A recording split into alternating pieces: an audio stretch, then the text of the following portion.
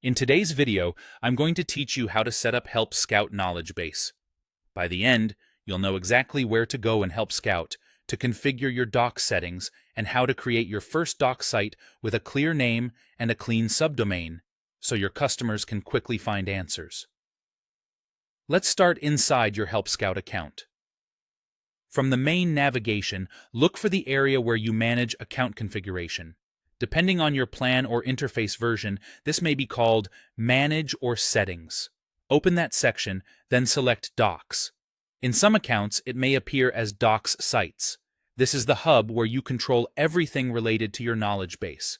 If you don't immediately see Docs, make sure you're in the right account workspace and that you have the necessary permissions, as visibility can vary by role. Once you're in Docs, it's time to create a Docs site. If this is your first time, you'll see an option like Create New Docs Site. Click that to begin.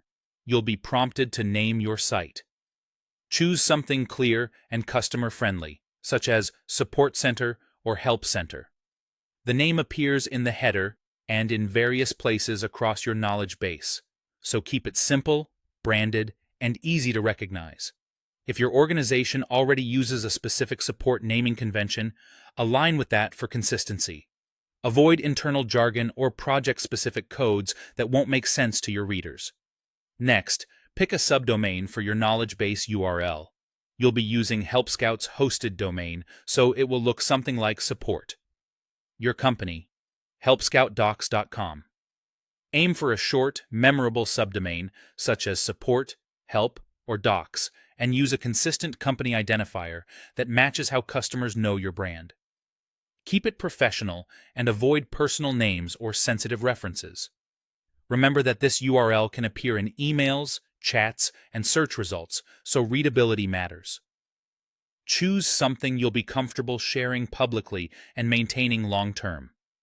Before you finalize, take a moment to double-check spelling and clarity for both the site name and the subdomain. A quick review now helps prevent broken links or confusion later. If your team collaborates on support, it can be helpful to confirm the naming with stakeholders so everyone uses the same language in communications. That's it for the initial setup. You've accessed the doc settings in Help Scout and created a docs site with a clear name and a clean, customer-friendly subdomain. From here, you're ready to build out your content and help customers find answers faster. Thanks for watching, and feel free to replay any section if you want to follow along step by step while you set up your own Help Scout knowledge base.